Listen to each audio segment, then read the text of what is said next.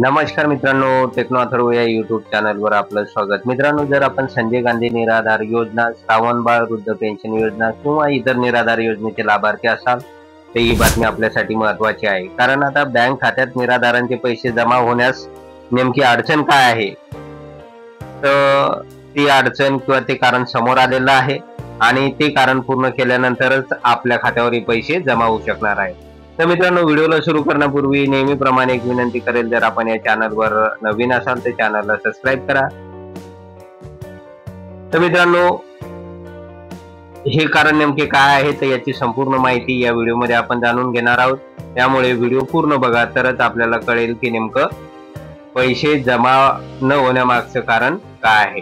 तर मित्रांनो, व्हिडिओला सुरू करण्यापूर्वी नेहमीप्रमाणे एक विनंती करेल, जर आपण या चॅनलवर नवीन असाल तर चॅनलला सबस्क्राईब करा, व्हिडिओला लाईक करा आणि हा व्हिडिओ जास्तीत जास्त लाभार्थ्यांपर्यंत शेअर करा। तर वेळ न घालवता व्हिडिओ सुरू करूया आणि बघूया ती माहिती। तर बघा मित्रांनो, बातमी नुकतीच आलेली आहे, लोकमत न्यूजपेपरने ही बातमी दिलेली आहे आणि या ठिकाणी बघा 11 एप्रिल 2025 बँक खात्यात निराधाराची रक्कम जमा होण्यास अडचण। तर मित्रांनो, नेमकी बातमी काय आहे तर ते सविस्तर बघूया की आपल्या खात्यावर या योजनेचे पैसे अजूनपर्यंत का जमा होऊ शकलेले नाही। तर अतिशय महत्त्वाचे कारण समोर आलेलं आहे आणि ते कारण जर आपण पूर्ण केलं तर आपल्या खात्यावर लगेच या योजनेचे पैसे जमा होणार आहे। तर बघूया ते कारणे।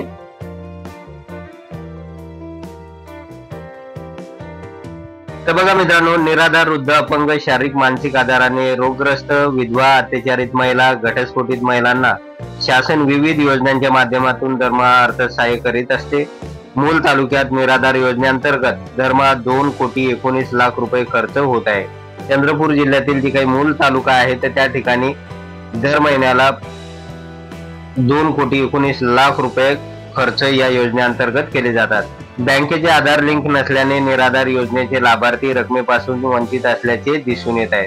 तर मित्रांनो, या ठिकाणी एक महत्त्वाचं कारण सांगितलेलं आहे की बँक सोबत आधार लिंक नसल्याने अनेक लाभार्थ्यांच्या खात्यावर या योजनेचे पैसे जमा झालेले नाही। त्यानंतर पुढे अजून काही कारणे आहेत ते बघूया आपण। यापूर्वी लाभार्थी त्यांच्या बँक खात्यात तहसील कार्यालयाच्या मार्फत रक्कम जमा केली जात होती, मात्र डिसेंबर 2024 पासून राज्य शासनच लाभार्थ्यांच्या खात्यावर डीबीटी मार्फत रक्कम पाठवते। ज्या लाभार्थ्यांचे आधार कार्ड बँकेशी अपडेट नसल्यास रक्कम जमा होत नसल्याचे दिसून येत आहे। तर बघा मित्रांनो, या ठिकाणी की ज्या लाभार्थ्यांची आधार नंबर हे बँक अकाउंटला लिंक नसेल तर त्यांच्या खात्यावर या योजनेचे पैसे जमा होताना दिसत नाही। यासाठी तहसील कार्यालयात जाऊन शहानिशा करणे आवश्यक झाले आहे।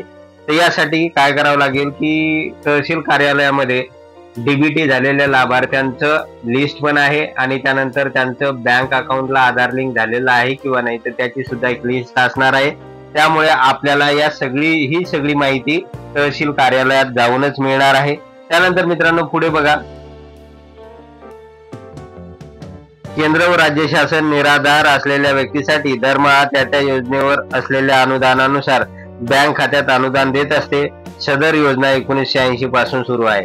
तर बघा मित्रांनो, 1980 पासून संजय गांधी निराधार योजना सुरू आहे आणि या योजनेअंतर्गत केंद्र आणि राज्य सरकार दर महिन्याला त्या बँकेमध्ये डीबीटी मार्फत लाभार्थ्यांच्या खात्यावर हे पैसे जमा करीत आहे। त्यानंतर मित्रांनो, या ठिकाणी जे काही सांगितलेलं आहे की मूल तालुक्यातली परिस्थिती सांगण्यात आलेली आहे आणि महाराष्ट्रातील अनेक असे तालुके आहेत की ज्या तालुक्यामध्ये अनेक लाभार्थी असे आहेत की त्यांच्या खात्यावर या योजनेचे पैसे अजूनपर्यंत जमा झालेले नाही। तर मित्रांनो, या ठिकाणी जे काही नायब तहसीलदार आहेत तर त्यांनी सुद्धा एक महत्त्वाचं कारण सांगितलेलं आहे, तर ते एकदा बघूया आपण। तर बघा, या ठिकाणी निराधार योजनेच्या लाभार्थ्यांच्या बँक खात्यात डिसेंबर 24 पासून रक्कम पाठवली जाते, मात्र आधार कार्ड अपडेट नसल्यास रक्कम जाण्यास अडचणी निर्माण होऊ शकतात। तर बघा, या ठिकाणी मित्रांनो, जे काही आपला आधार आहे, आधार कार्ड अपडेट करणं अतिशय गरजेचं आहे आणि आधार अपडेट करण्यासाठी आपल्याला जवळच्या आधार केंद्राकडे जायचं आहे आणि तिथे आपल्याला सहजपणे ते आधार कार्ड अपडेट करून मिळेल। तर त्यासाठी आधार कार्ड अपडेट करणं गरजेचं आहे आणि बघा, या ठिकाणी म्हटलेलं आहे, आधार कार्ड अपडेट नसल्यास रक्कम जमा होण्यात अडचणी निर्माण होऊ शकतात। या संदर्भात तहसील कार्यालयात बँक पासबुक व आधार कार्ड व त्यावरील लिंक असलेला मोबाईल नंबर घेऊन आल्यास असलेली समस्या दूर करता येईल. ओंकार ठाकरे, नायब तहसीलदार, निराधार योजना मूल.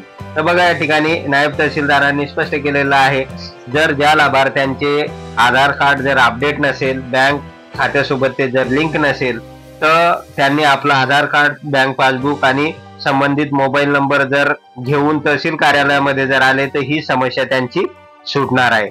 आणि मित्रांनो, जर आपण आधार कार्ड जर अपडेट केलं आणि बँक खात्याला लिंक केलं तरच आपल्या खात्यावर आता या योजनेचे पैसे जमा होऊ शकणार आहे. परंतु महाराष्ट्रातील लाखो लाभार्थी आहेत तर त्यांचं अजूनपर्यंत आधार कार्ड अपडेट नाही, त्यानंतर त्यांचं डीबीटी झालेलं नाही, तर काहींचं बँक अकाउंटला आधार कार्ड लिंक नाही. तर अशा अनेक साऱ्या प्रॉब्लेम्स असल्यामुळे लाभार्थ्यांच्या खात्यावर अजूनपर्यंत उर्वरित रक्कम त्याचबरोबर मार्चचा हप्ता जमा झालेला नाही. तर या सगळ्या बाबी करणं अतिशय गरजेच्या झालेल्या आहे. आणि जोपर्यंत मित्रांनो आपण या सगळ्या बाबी पूर्ण करणार नाही तोपर्यंत आपल्या खात्यावर या योजनेचे पैसे जमा होणार नाही. होऊ शकते अनेक जणांनी डीबीटी केलेलं आहे, परंतु त्यांचं डीबीटी हे इन प्रोसेस मध्ये असल्यामुळे त्यांच्याही खात्यावर अजूनपर्यंत पैसे जमा झालेले नाही.